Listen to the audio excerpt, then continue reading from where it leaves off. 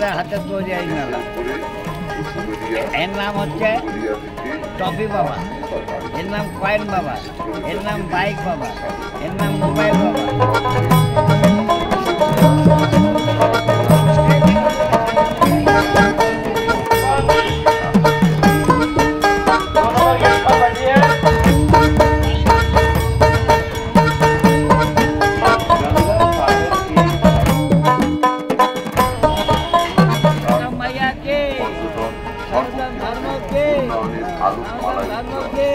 साधु लोग नहीं आएगा तो मेला कैसे लगेगा बोलो।